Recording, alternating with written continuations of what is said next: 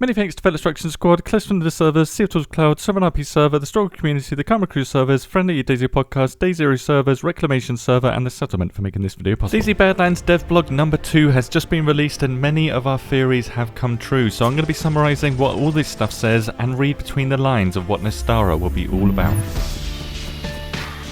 As theorised, direct sunlight is going to have our characters become hotter, which right now speeds up how much water we lose per second, but they did mention in this blog that hydration will be changing. The hydration system is going to be reworked with Badlands. From what was said here, it sounds like there's going to be different stages of dehydration, from the first stage being sweating and the last stage being death. Perhaps adding a new illness similar to how pneumonia works, but for sun exposure instead, that gets worse the longer you ignore it and eventually will kill you if you ignore it for long enough. Also, as we guessed, clothing can protect you from this sunlight, so we're probably going to get some new stat on clothing that slows down the speed at which you develop this new illness, sun exposure or heat exposure. I'm not sure what it's going to be called, or perhaps it could stop it entirely. So this new clothing could be absolutely essential if you want to travel in the sun. My guess is that it's probably going to work a lot like staying out of the rain or out of the snow on other maps. Being under canopies or inside structures is going to protect you from direct sunlight and stop this illness from developing,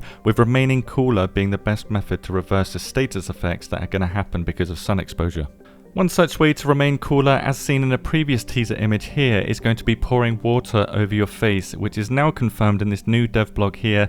What this does exactly, other than obviously cooling you down, is anybody's guess. It might make your clothing wet to cool you down that way, or it might directly reverse sun exposure and act as a sort of medicine, or it might trigger the opposite of the heat buffer stat and offer temporary resistance to direct sunlight, much like the heat buffer stat offers us resistance to cold water.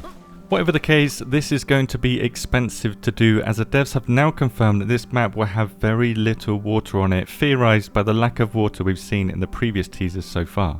In these newer teasers though, we've got a lot of confirmation that new clothing is going to be added. We haven't seen a lot of these clothing pieces before, along with confirmation that protective gear from dust, so I'm guessing sandstorms, are going to be added too, but we still haven't got 100% confirmation that sandstorms are coming with Badlands, even though many masks and glasses were seen with the dust and breath protection stats in the game files, and code also related to adjusting the size and intensity of sandstorms was seen in the game files too for server owners, so I would say that sandstorms are like 99.9% coming.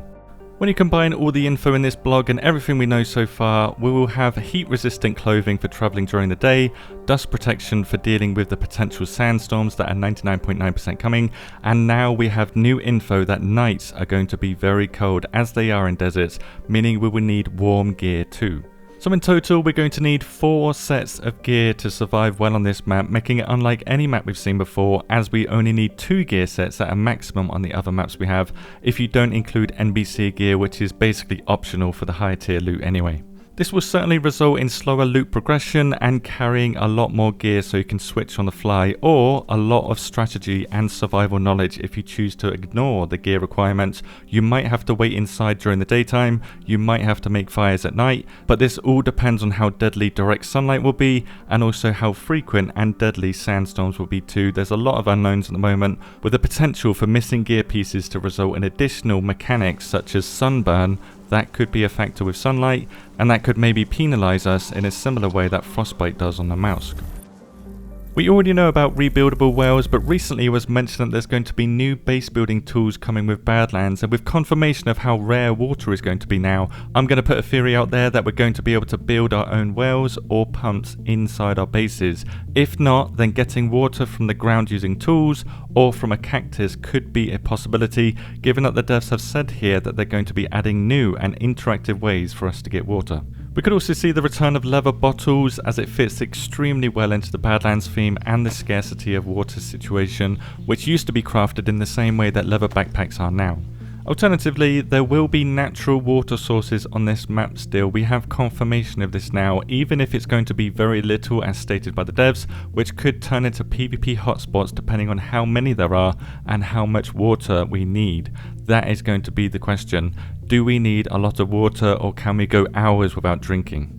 Now, given the emphasis on clothing here, and pretty much every piece of info we've been given so far has included water scarcity in some variety, Nasdara is going to be a challenging map. Is it going to be more challenging than Sakau? Probably yes, and it's certainly going to add a new survival element that we've not seen before, so this is a good addition, but until we get our hands on it, we won't know for sure the full extent of the difficulty this map will bring. In the next blog post, they're going to be talking about clothing, and probably some new melee weapons too, but this dev blog was pretty good. We got to learn about a new illness and how difficult this map will potentially be, with each dev blog now releasing every 3 weeks instead of monthly. To conclude then, Nasdara looks like it might be the most challenging map yet, that will force you to make difficult choices, which is peak DayZ for me at least, but I believe the devs are going to have a much more challenging time restoring trust after 1.29. So for the sake of DayZ Badlands, let's hope issues get straightened out before it releases. Let me know your take on all this. Thank you very much for watching, and have a good day.